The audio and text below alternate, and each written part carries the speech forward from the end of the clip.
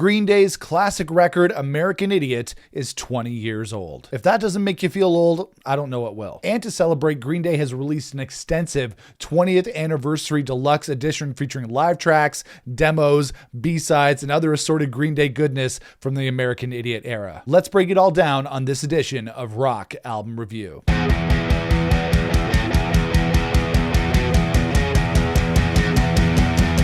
Hey everybody, it's Nick here with you. Welcome back to the channel. So, Green Day's seminal 7th studio album, American Idiot, celebrated its 20th anniversary back on September the 21st, and to commemorate this amazing occasion, the band just released a crazy, extensive deluxe edition of the album that is stocked with all sorts of Green Day goodness. And I have very fond memories when this album came out 20 years ago. Not to date myself, but I would think I was in university when this record came out, and I just remember it being absolutely huge for Green Day. It blew everybody's socks off. That initial first title track single, American Idiot, was all over the radio, and of course the album was an instant classic. And I grew up on those Green Day records that came out in the 90s, of course Dookie, Insomniac, Nimrod, Warning, that came out in the year 2000, and I actually saw them live in 2000 at the Warehouse in Toronto, which is one of the craziest mosh pits I've ever been a part of. And the preceding Green Day album, Warning, which came out in 2000, that was a good record, but it wasn't super successful for the band after Nimrod came out,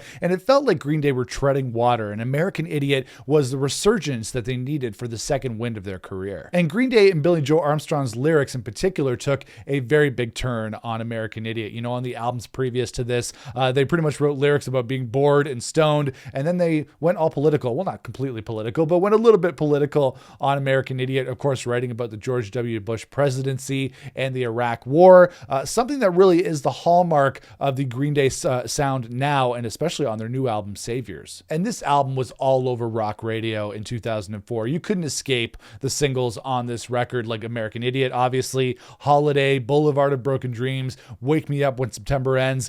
These songs are still radio staples 20 years later. And thankfully, with this 4-disc deluxe edition, there's Spotify for me to listen to this album, because there's no way that I could afford to buy this thing physically to review this album. So streaming for the win, I guess. And everybody online that I've been reading in the comments on social media have been talking about how with this album, the tracks are actually properly separated on Spotify and other streaming services. I believe they were always separated on the original CD that I picked up in 2004. I could be wrong. You can let me know in the comments. But I guess it was kind of annoying how some of the songs were all paired up on Spotify. So now it's much easier to listen to. And I was really excited when they announced this 20th anniversary deluxe edition. This is a really comprehensive set from the American Idiot era. You have the B-sides that came out at the time. You have demos. You have live tracks. This really is the definitive version of this album and of this era of the band, which really was the second wind of their career. It was the resurgence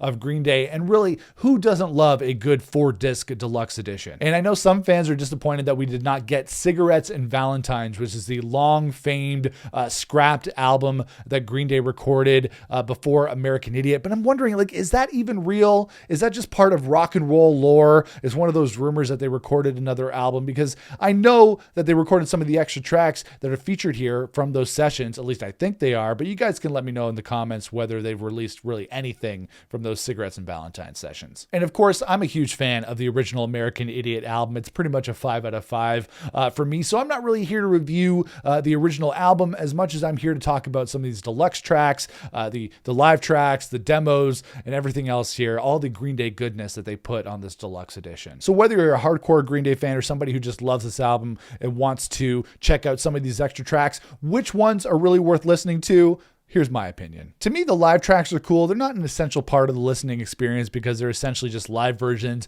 of the studio versions that we've always heard. I prefer listening to studio versions, but if you do like live tracks, I think these are really well recorded, and it's always fun to hear the whoosh of the crowd noise during any given song that Green Day performs. And it's always fun to hear Billy Joe Armstrong do his "Ayo" with the crowd. He really came into his own as a frontman during the American Idiot era. He's always been a great frontman, but really in American Idiot, he started getting out front a little bit more and really just becoming a great entertainer for the crowd.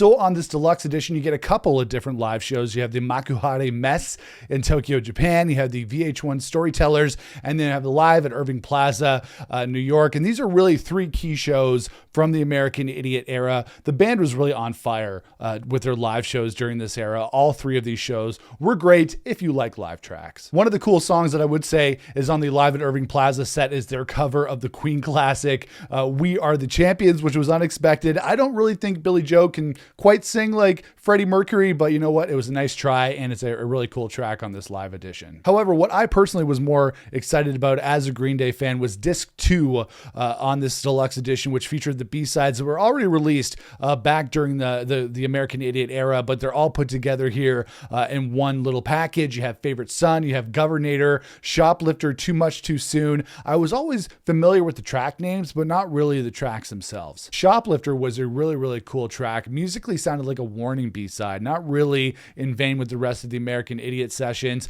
but the melody was also very familiar. I'm thinking, what melody is this? Why does this sound like something else? And then it hit me. The chorus of the song is essentially Amy from the Dose album from Green Day. So it sounds like Billie Joe might have liked the chorus from this song and then just recycled it and repurposed it for Amy on that album. By far my favorite of these B-sides was Governator, which was an old school pop punk song. Had Mr. Mike Dirnt, the bass player of Green Day, on lead vocals, singing about Arnold Schwarzenegger. He's singing I'll Be Back in the chorus. One of my favorite tracks of these B-sides.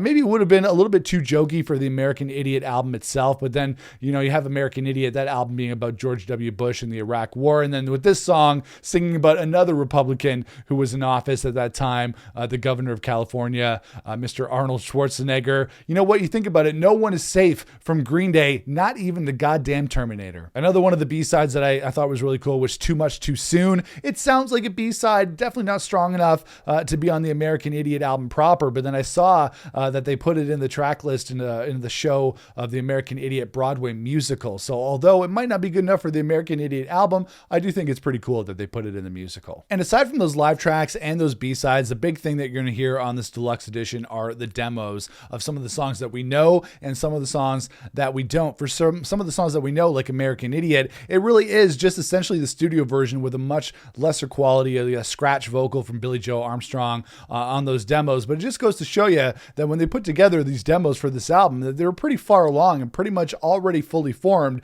aside from the quality of the vocals. But aside from the demos of American Idiot and some of the key songs from the album itself, we do get some additional tracks that we've never heard before, at least I've never heard before. The big Green Day fans can let me know in the comments. We had Everybody's Breaking Down, which I thought was really cool. Had a really, really cool guitar riff on it. It reminded me of something from the Dookie, Insomniac, Nimrod era of the band.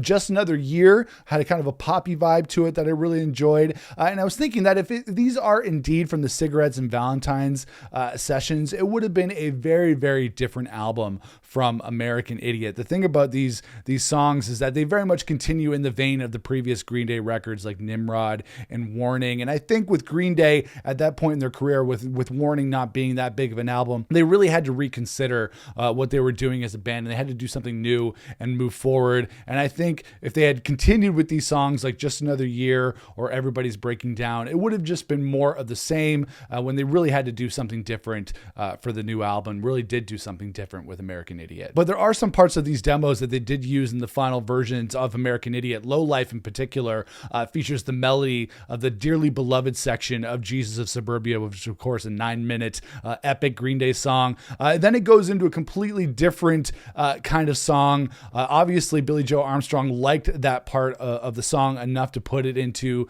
Jesus of Suburbia. And that's the cool thing about songwriting, is that if you have a song and it has an element that you like from it, but maybe not the rest of it, you can take that element and put it into something new and put it into something better. And Dearly Beloved is one of those great elements of Jesus of Suburbia. Overall, I think this 20th anniversary deluxe edition of Green Day's classic American Idiot is very comprehensive. It really has everything you need. If you're a big fan of the band, you're a big fan of this album. I think really only the most hardcore Green Day fans will really appreciate everything beyond the album itself. There's some various demos on here, like I said, demos, live tracks, B-sides. If you're a hardcore Green Day fan, there's a lot to get into, a lot to enjoy. If you're more of a casual Green Day fan, you still have the original album to enjoy and to love. And you know what? I really think it's great to have everything all in one spot. If you're a fan of those those B-sides. You don't have to go searching for them. You get it all in one good package on streaming, and if you pick up that Epix Deluxe physical box set. For me, the original American Idiot album by Green Day is a definite 5 out of 5. It's a no-skip album, a definite classic. For this deluxe edition, I think if you're a hardcore Green Day fan, you're really going to enjoy it, but maybe if you're a casual fan, there's not as much here for you to check out. You're probably just going to want to check out that original album, so I'm going to give this deluxe edition of American Idiot a 4 out of 5. And that is it, guys. That is my rock album review of the 20th anniversary deluxe edition of Green Day's American Idiot. That's a lot to say there, but let me know what you thought of the deluxe edition in the comments below. Let me know which of these demos and live tracks and B-sides and the whole smorgasbord of content that we're getting here. Let me know what your favorite tracks are in the comments below. Make sure to toss me a thumbs up. I'd appreciate that. Make sure to subscribe. Smash the subscribe button so you don't miss out on any future videos here on the channel. And make sure to follow me across social platforms on social media at Nick Chino Music. But I'll see you guys again for another video here on the channel. Until then, rock on, everybody.